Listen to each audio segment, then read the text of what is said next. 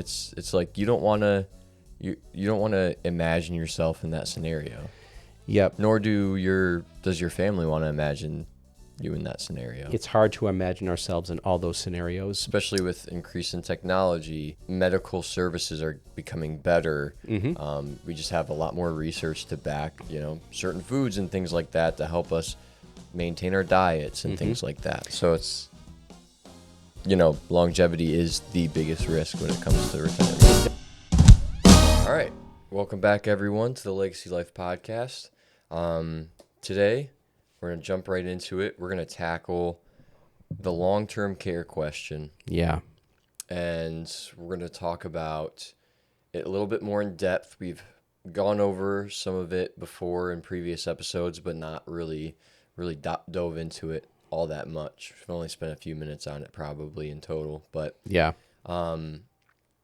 really looking at what is long-term care and what is the real cost, which is more than a monetary cost, I would say. Mm-hmm. But there are a lot of misconceptions and maybe some things that people don't want to look at when it comes to long-term care. And so to get started, I remember you sharing recently, we were just on another podcast yesterday, actually. Yeah. And you had shared a story about when you first got into this business, why it was that you first got into this business. And, Yeah. And there are a few different reasons, but one of them specifically, I think you can remember about our great grandma. Yeah. Your great grandmother. Yep. Mm-hmm. Yeah. Yeah. Wonderful lady. A Marine, very proud Marine, and very patriotic lady. She was a sergeant in World War II, which for a lady back in the 40s, that's a pretty big deal. Pretty big deal. Yeah, when I tell people that, their eyes get about this big wide. Oh, your grandma was a sergeant. I'm like, I was a good kid. Mm-hmm. She never made me drop and do 50 or anything, I was, but she was also just extraordinary with language. Like she did crossword puzzles like daily, and she wrote poetry, and, just, a real linguist. Mm-hmm. Could speak French fluently. Yeah. I remember being up north as a kid, and her and your grandma would be speaking together in French. I had no idea what they were saying. I ended up taking French in high school, and I think I can remember what time is it and where's the bathroom is about all I remember how to say in French, Yep. But when she got older, she had dementia took her. And so just seeing the result of that just on her personality and just as her as a person, and then watching what our family had to do to come around and support and make the transition to help her get the care she needed.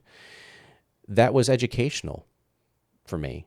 Because at that time I was not even in this industry yet. And so I really didn't know and didn't have a lot of experience with it. Like, you hear like my grandma's in a nursing home, or, you hear people's stories like on the periphery, but to see it firsthand, it was like that was happening in our life. And then this opportunity was opening up in the same season to move into this industry. And I kind of was like, this is a really important thing to help people navigate through. It's not an easy conversation, not just a financial, but an emotional.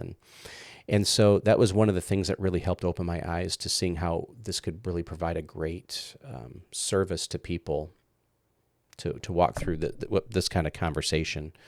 And so it's one of the things that led me to kind of pursue this. And then, of course, the world opens up. There's a lot more reasons why I do this now, but that was one of the big things that opened my eyes to it. Yeah. Yeah. Yeah. Okay. Well, what is long-term care? Just to get the question out of the way. Yeah. Yeah. I think it's important to differentiate this from, Yeah. I went to my doctor for a checkup today. Right. And he says I might need some physical therapy. Mm-hmm. That seems, that's long-term, right? We're not really talking about medical care necessarily. Yes. We're really talking about people who, there may be some medical things involved in the care, but we're not just talking about regular medical care. We're talking about people who might need daily assistance with just the everyday, what we call the activities of daily living. Mm-hmm. Maybe they can't shop on their own anymore. They can maybe not be able to make their own decisions financially or medically anymore.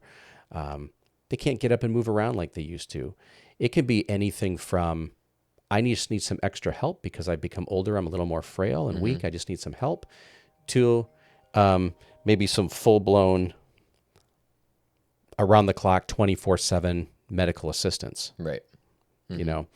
And so, there's different types. There's some people who maybe just need some extra help in their home, because most people, if they had the choice, they'd love to stay home if they need that kind of care. There's something called adult daycare, where people can be taken to a place just for the day to be watched over and cared for, and then someone comes, picks them up, and takes them home in the evening. Assisted living facilities, where you still have some autonomy, where you can do some things, but you need some assistance with other things. And so you have a facility where you kind of live independently still, but there's care in the same place that can come and help if need be. And then, of course, Alzheimer's, dementia, terrible disease. But there's memory care units to help. And then, of course, nursing, full-blown skilled nursing care. Right. Exactly. Yeah. That's your 24/7 around the clock kind of care. Yeah. Which can be really expensive. It can. Yeah. This kind of care definitely has a spectrum depending on what's needed. But the key word there is long term. Yeah. So you're spending a good chunk of change regardless, probably.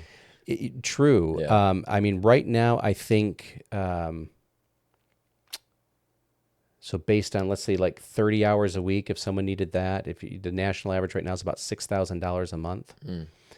For someone who needs like a home health aide, it's about $6,000 a month. And that's based on 40 hour week,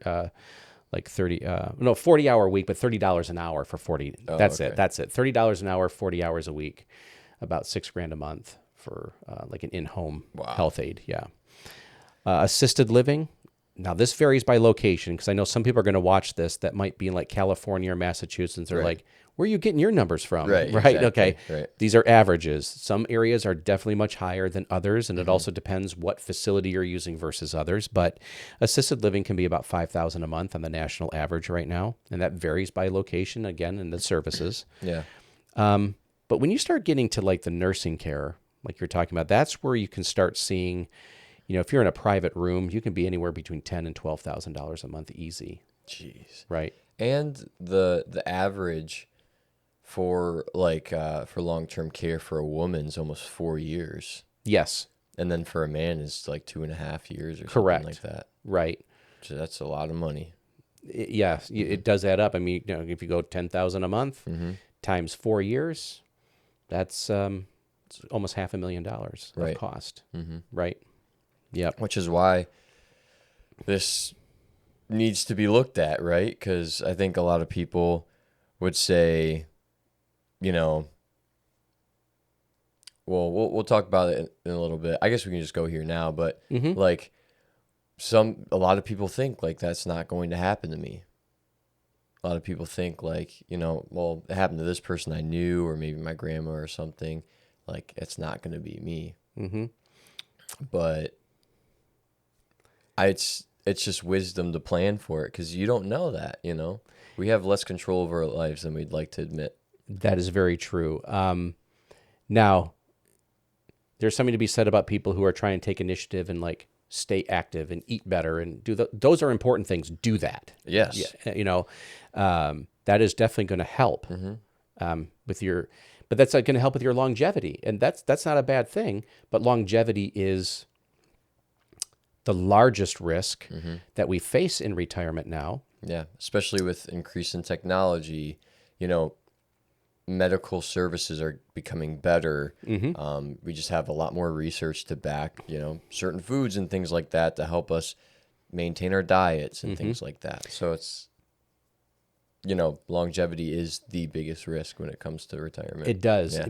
Because the reason longevity is because it multiplies all the other risks that are associated with longevity. Yep. One being long-term care. If you're going to live longer, then the likelihood that more people are going to need these kind of services increases. Yep. And so longevity is a blessing, but it does come with these other things. So to say that it's not going to happen to me, that's just our fight or flight defense mechanisms that come up. All of us have them in our own way.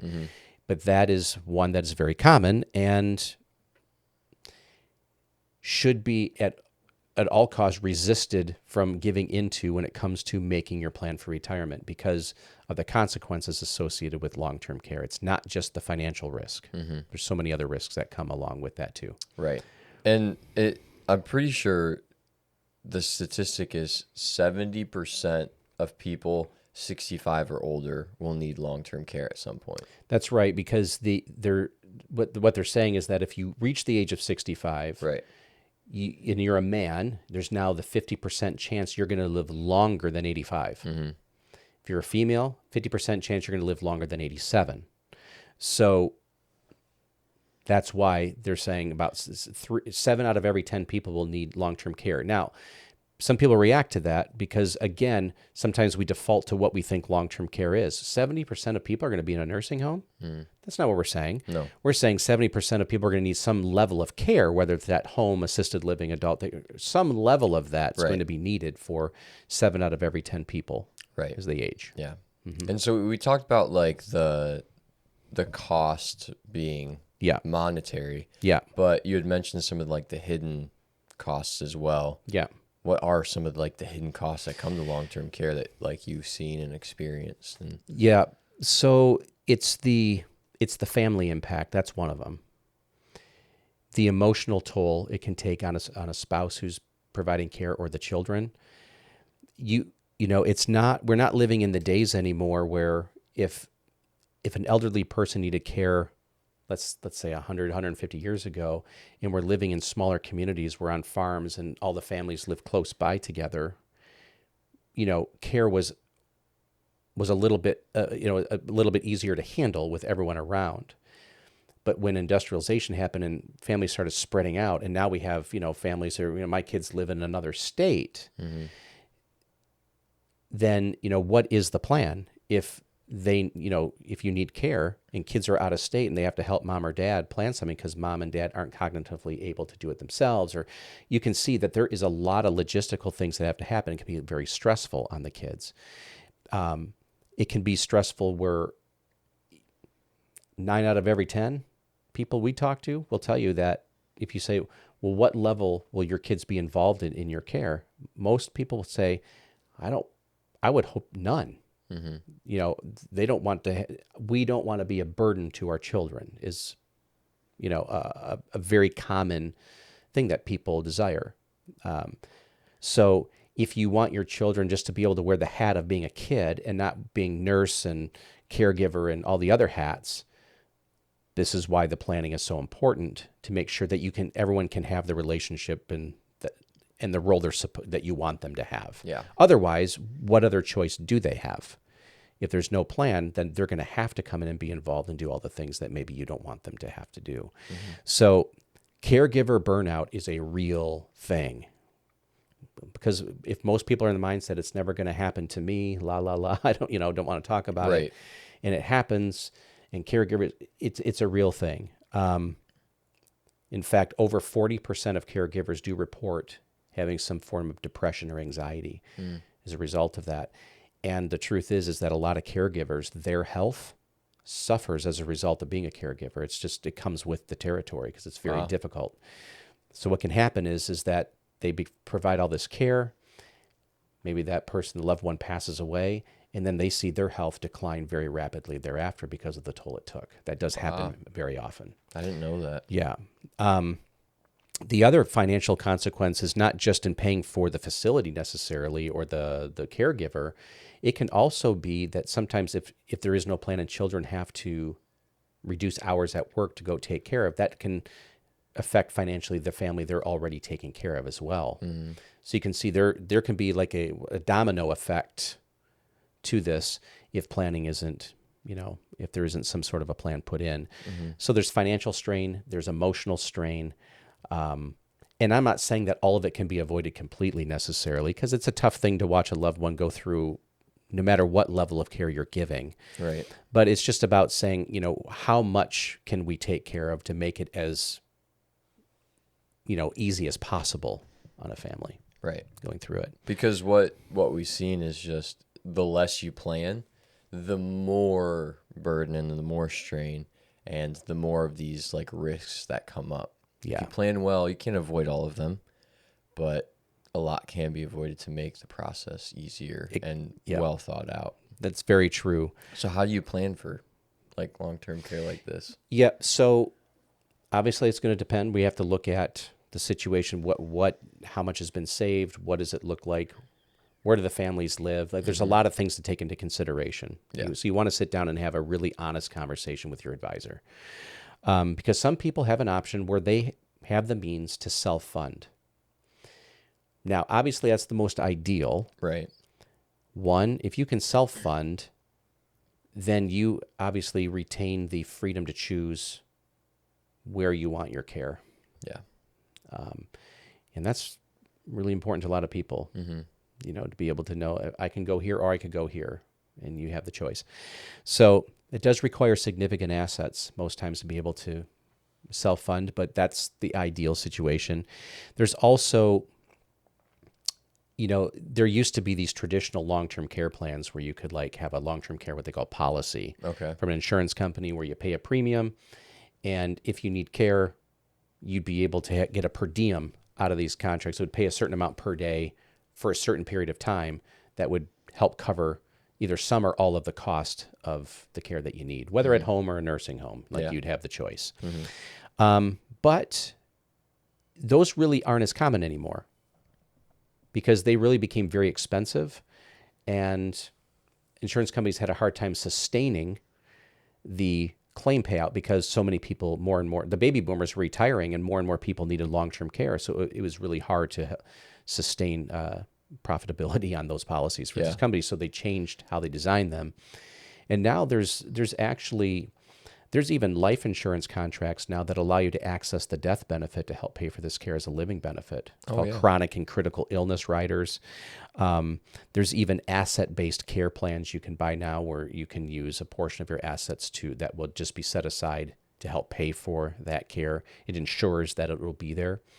And if you'd never need long-term care and you have one of these plans, they give a benefit back to your family when you pass away. If you never needed the care, you don't lose the money that you invested or set aside for it. So it helps preserve the asset just in case. And if you don't need it, nothing's lost, but it is there if you should need it to help pay out and make sure it's there for as long as you do need it. Yeah. So there's a lot of different ways you can look at doing this. Right. Sometimes people will use even a combination of a couple things. We'll do some self-funding and some coverage. Right. Yeah. I think also an important question to ask is who you want to take care of you as well. Yes. Because you can position your assets in a way to financially take care of yourself in these situations, but also figuring out logistically who's going to be taking care of you and what that looks like is a good idea. Now, the hard part about that is not knowing, what may come about, Yeah, and you bring up a good point there when people are choosing that some of these plans that you have will allow you to, some are just plans say that has to go to like a medical professional to pay for care. Yep. Some plans will allow you just to take in the money and then you can pay whoever, including a family member who's taking care of you. Yeah. So you have some of that autonomy in the planning. I think that's a great point to bring up. Yeah. Yeah. Yeah. So I just wanted to bring that point up as we talked about that because there are more considerations than just the finance. Yep. But yeah, I mean, this is just a hard topic for some people to want to look at. It's like you don't want to imagine yourself in that scenario. Yep. Nor does your family want to imagine you in that scenario. It's hard to imagine ourselves in all those scenarios, but we do it for the sake of protecting those that we love and making sure that, we're not creating an unnecessary burden on our families. Right. The other thing too, I want to make sure we highlight is that what a lot of people sometimes ask is, well, won't Medicare pay for that skilled care? I have Medicare. That should take care of that, right? And the truth is, no. In fact, there's very little about this kind of care that Medicare will actually cover. Mm-hmm. Your first 20 days of skilled nursing, around the clock 24/7 care will be covered. And then after that, it's only up to 100 days and only a certain amount per day they'll cover. And after that, they're out. Yeah. And that's for skilled care only. If you only need someone 3 days a week, no, that's not what they're there for. So be assured, Medicare is not your save-all on this. It's not there. What a lot of people have to do is if they need something beyond their hospital stay and a couple weeks stint in a rehab, Yeah. they have to, and they need care for a longer period of time, for maybe a period of years, they're going to have to go through the spend down if they can't self-insure. It's called the Medicaid spend down. If you need Medicaid to come in and step in, they make you spend your assets down. And this is what a lot of people don't understand is in most states, they make you spend down to about $2,000 a month and you can keep your home. Wow. So you basically go poor and you have to spend all of that down to that point. Then Medicaid comes in. So you spend first, then they come in. And that's important to understand. That means that Medicaid doesn't come in immediately. They wait for you to finish your portion, then they come in. And by that time, someone may have passed away, but whoever the surviving spouse is, that's a big deal. They're left with a lot less. Right. And even in some states too, even though they say you can keep your house, in some states, they do a state recovery after the spouses have passed away. Sometimes they'll go after that home later to recoup the remainder of that cost. It's so jacked up. It is. That's why you cannot rely on it. Yeah. What else was I going to say about that? So the spend down, it's a real thing. There was another point I wanted to make about it, but it's now escaping my mind. But I think it's really important for people to understand that process is there. Oh, I remember now. So what a lot of people try to do then is gift assets away to their kids before they get in that situation.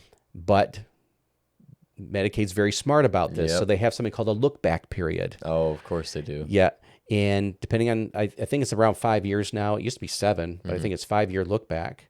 So if 3 years ago I gifted you asset A, and then I'm in long-term care, they're going to go back and say, nope, that one has to be spent. Wow. First. They're going to go back to those. And so, that's another thing to take into consideration. They've covered all their bases on this. So have the conversation, make a plan, because don't make the Medicaid spend down your plan. It's very on theme that we've been talking about lately. Just have the hard conversations with your family because they're better. You all are better off for it in the long term. Yeah, it is not comfortable. Kids don't even like, Mom, I don't want to talk about you being in a nursing home. I don't like the thought of that. Of course not. Right. None of us do. But let's talk about it. Have the conversation and say, if it does happen, this is what we want to have happen. Right. Make sure it's in your estate documents. Make sure it's in your powers of attorney, who your financial and medical power of attorney are. Make sure you have your HIPAA. This comes into your estate planning part of your conversation too. Yep. Yeah. It's all part of it. Yep. So, if any of this is resonating with anyone today, first, hit the subscribe button. Subscribe to the channel. Thank you for all of you that are subscribing. It's completely free, and it takes 2 seconds. Yep, that's a completely free thing to do. Yep. Yeah. And then also, too, in the show notes, there's a link to our calendar. If any of you would like to have an appointment to talk about this, have a free review of your situation, and to begin talking about long-term care planning or anything with your estate planning, anything from A to Z, we'd love to speak with you and help you in any way we can. Or if you have a story you want to share, and you're willing to let us interview you, we'd love to do that as well. Yeah, absolutely. If you have any great stories out there, we'd love to hear those. We'll interview you, and of course, with your permission. And and again, we in our one of our closing things we do need to say is that a lot of everything that we talk about on this podcast here is, not meant to be taken as specific advice for your situation, since we have not considered your personal situation as your fiduciary. But this is all for educational purposes only. And we hope it was helpful and beneficial to you. And we look forward to being in your YouTube channel again very soon. Thank you.